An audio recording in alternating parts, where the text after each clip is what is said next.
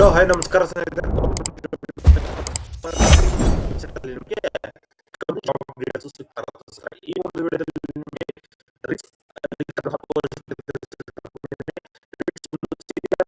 Technical assistant mechanical post so ಆದಷ್ಟು ಬೇಗ applications apply ಮಾಡಬೇಕು. ಈಗ ಯಾರಾದ್ರೂ ನಮ್ಮ ಯೂಟ್ಯೂಬ್ ಸಬ್ಸ್ಕ್ರೈಬ್ ಮಾಡಿಲ್ಲ ಅಂದ್ರೆ ಈಗ ಸಬ್ಸ್ಕ್ರೈಬ್ ಮಾಡ್ಕೊಳ್ಳಿ. ಹಾಗೆ ಬೆಲ್ ಬಟನ್ ಕೂಡ ಪ್ರೆಸ್ ಮಾಡಿ. ಇನ್ನು ಟೆಲಿಗ್ರಾಮ್ ಅವರ ವಾಟ್ಸ್ಆಪ್ ಕೂಡ ನಾವು ಅಲ್ಲಿ ಕೂಡ ಲೇಟೆಸ್ಟ್ ಅಪ್ಡೇಟ್ಸ್ ಬಿಡ್ತಾ ಇರ್ತೀವಿ ಸರ್. ಓಕೆನಾ? ನ್ಯೂ ಗವರ್ಮೆಂಟ್ ಜಾಬ್ alert.com ಅಂತ ಸರ್ಚ್ ಮಾಡಿದ್ರೆ ಸಾಕು, ಈ ಲೇಟೆಸ್ಟ್ ರೀಡ್ಸ್.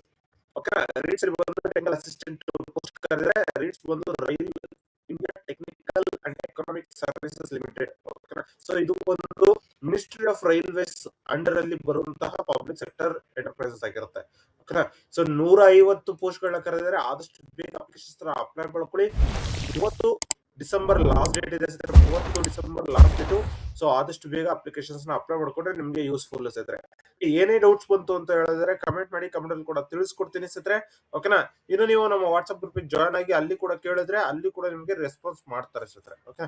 ಸೊ ಇವತ್ತು ನೋಡಿದ್ರೆ ನೋಡಿ, rail India technical and economic services ಅಲ್ಲಿ ಕರೆದಿರುವಂತದ್ದು ಸೀನಿಯರ್ ಟೆಕ್ನಿಕಲ್ ಅಸಿಸ್ಟೆಂಟ್ ಪೋಸ್ಟ್ ಕರೆದಿದ್ದಾರೆ. 150 ಪೋಸ್ಟ್ ಆಗಿರುತ್ತೆ. ಆನ್ಲೈನ್ ಮುಖಾಂತರ ಅಪ್ಲಿಕೇಶನ್ ಅಪ್ಲೈ ಮಾಡ್ಬೇಕಾಗಿರುತ್ತೆ. ಇದು ಕಾಂಟ್ರಾಕ್ಟಲ್ ಜಾಬ್ ಆಗಿರುತ್ತೆ ಸಿದ್ರೆ. 30 ಡಿಸೆಂಬರ್ 2025 ಲಾಸ್ಟ್ ಡೇಟ್ ಇರುತ್ತೆ. ಎಕ್ಸಾಮ್ ಬಂದು 11 ಜನವರಿ 2026 ಲಾಸ್ಟ್ ಡೇಟ್ ಎಕ್ಸಾಮ್ ಡೇಟ್ ಇದೆ. ಓಕೆನಾ? ಸೊ ನೋಡಿ, ಆಲ್ ಓವರ್ ಇಂಡಿಯಾದಲ್ಲಿ ಕರೆದಂತದ್ದು ರೀಜನ್ ವೈಸ್ ಕೊಟ್ಟಿದ್ದಾರೆ. ನಾರ್ತ್ ಗೆ 50, ಈಸ್ಟ್ ಗೆ 75, ವೆಸ್ಟ್ ಗೆ 10, ಸೌತ್ ಗೆ 15 ಅಂತ ಬಿಟ್ಕೊಟ್ಟಿದ್ದಾರೆ. So total 150 ಹುದ್ದೆಗಳಿದಾವೆ.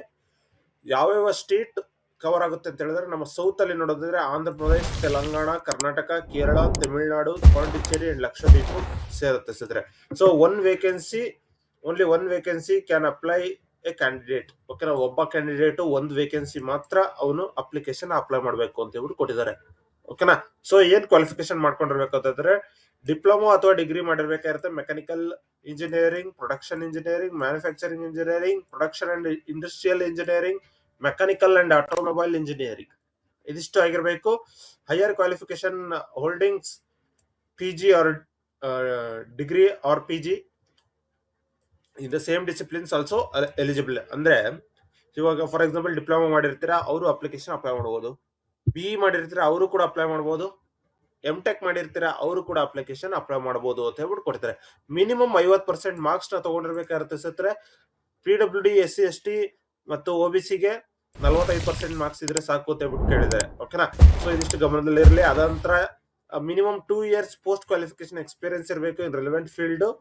Apprentice training under act 1961 is considered. ಓಕೆನಾ? So internship, academic teaching, research, fellowship ಇದೆಲ್ಲ ಅಲೋ ಮಾಡೋದಿಲ್ಲ. ಬಟ್ ಅಪ್ರೆಂಟಿಸ್ ಟ್ರೈನಿ ಮತ್ತು 2 years ಎಕ್ಸ್ಪೀರಿಯನ್ಸ್ ಇವೆರಡರಲ್ಲಿ ಯಾವ್ದಾದ್ರು ಓಕೆ. ಸೊ 2 years ಎಕ್ಸ್ಪೀರಿಯನ್ಸ್ ಇರುವಂತಹ ಅಭ್ಯರ್ಥಿಗಳು ಅಪ್ಲಿಕೇಶನ್ ಅಪ್ಲೈ ಮಾಡಬೇಕು ಅಂತ ಹೇಳ್ಕೊಡ್ತಾರೆ. ಓಕೆನಾ? ಸೊ ಸ್ಯಾಲರಿ ನೋಡೋದಾದ್ರೆ ನಿಮ್ಗೆ ಇನ್ ಹ್ಯಾಂಡ್ ಸ್ಯಾಲರಿ ಬಂದು ಗ್ರಾಸ್ ಮಂತ್ಲಿ CTC ಬಂದು 30,000 ರೂಪಾಯಿ ವರೆಗೂ ಸಿಗುತ್ತೆ ಸತ್ರೆ. So salary may differ varying project location. ಓಕೆನಾ? ಸೊ ನೀವು ಯಾವ ಒಂದು ಲೊಕೇಶನ್ಗೆ ಹೋಗಿ ಕೆಲಸ ಮಾಡ್ತಿರೋ ಅದ್ರ ಮೇಲೆ ಡಿಪೆಂಡ್ ಆಗುತ್ತೆ ಅಂತ ಹೇಳ್ಬಿಟ್ಟು ಕೊಟ್ಟಿದ್ದಾರೆ. ಓಕೆನಾ? 40 ವರ್ಷದವರೆಗೂ ಏಜ್ ಲಿಮಿಟ್ ಕೊಟ್ಟಿದ್ದಾರೆ ಸತ್ರೆ. ಸೊ ಹಾಗೆ ಏಜ್ ರಿಲ್ಯಾಕ್ಸೇಷನ್ಸ್ ಕೂಡ ಇರುತ್ತೆ. ಚೆಕ್ ಮಾಡ್ಕೊಂಡು ಅಪ್ಲಿಕೇಶನ್ಸ್ ನ ಅಪ್ಲೈ ಮಾಡ್ಕೊಳ್ಳಿ. ಇನ್ನು ಅಪ್ಲಿಕೇಶನ್ ಫೀ ನೋಡೋದಾದ್ರೆ ಜನರಲ್ OBC-ಗೆ 300 ರೂಪಾಯಿ ಪ್ಲಸ್ ಟ್ಯಾಕ್ಸಸ್ ಇದೆ. Economic weaker section SC/ST PWD ಆಗಿದ್ರೆ 100 ರೂಪಾಯಿ ಪ್ಲಸ್ ಟ್ಯಾಕ್ಸಸ್ ಇದೆ ಸಿದ್ರೆ. ಓಕೆನಾ? ಸೊ ಇನ್ನು ರಿಟರ್ನ್ ಎಕ್ಸಾಮ್ ನೋಡೋದಾದ್ರೆ ಫೇಸ್ 1 ನಲ್ಲಿ 150 ಕ್ವಶನ್ಸ್ ಇರುತ್ತೆ. 125 ಕ್ವಶನ್ಸ್, 125 ಮಾರ್ಕ್ಸ್, 2.5 hours ಟೈಮಿಂಗ್ಸ್ ಇರುತ್ತೆ ಸಿದ್ರೆ. ಯಾವುದೇ ರೀತಿಯ ನೆಗೆಟಿವ್ ಮಾರ್ಕಿಂಗ್ ಇಲ್ಲ ಸ್ನೇಹಿತರೆ. PWD-ಗೆ 50 ನಿಮಿಷ ಎಕ್ಸ್ಟ್ರಾ ಕೊಡ್ತಾರೆ ಸ್ನೇಹಿತರೆ. ಓಕೆನಾ? ಸೊ ಫೇಸ್ 2 ಅಲ್ಲಿ ಡಾಕ್ಯುಮೆಂಟ್ ವೆರಿಫಿಕೇಶನ್ ಇರುತ್ತೆ. ರಿಟರ್ನ್ ಎಕ್ಸಾಮ್ ಪ್ರಕಾರ ನಿಮ್ಗೆ ಮೆರಿಟ್ ಬಿಡ್ತಾರಲ್ಲ, ಅದರಲ್ಲಿ ಯಾರೆಲ್ಲ ಸೆಲೆಕ್ಟ್ ಆಗಿರ್ತಾರ ಅಂತ ಒಂದು ಅಭ್ಯರ್ಥಿಗಳಿಗೆ ವೆರಿಫಿಕೇಶನ್ ಕರೀತಾರೆ ಸ್ನೇಹಿತರೆ. ವೆರಿಫಿಕೇಶನ್ ಆದ ನಂತರ ಫೈನಲ್ ಸೆಲೆಕ್ಷನ್ ಇರುತ್ತೆ. ಮೆಡಿಕಲ್ ಎಕ್ಸಾಮಿನೇಷನ್ಸ್ ಮತ್ತೆ ಮೆರಿಟ್ ವೈಸ್ ಎಲ್ಲ ಡೆಪ್ಯೂಟ್ ಚೆಕ್ ಮಾಡ್ಕೊಂಡು ನಿಮ್ಮನ್ನ ಸೆಲೆಕ್ಷನ್ ಮಾಡ್ತಾರೆ ಸ್ನೇಹಿತರೆ. ಓಕೆನಾ? ಅದಾದ ನಂತರ ನಿಮ್ಗೆ ಏನೇ ಡೌಟ್ಸ್ ಇತ್ತು ಅಂತ ಹೇಳಿದ್ರೆ ಕಮೆಂಟ್ ಮಾಡಿ.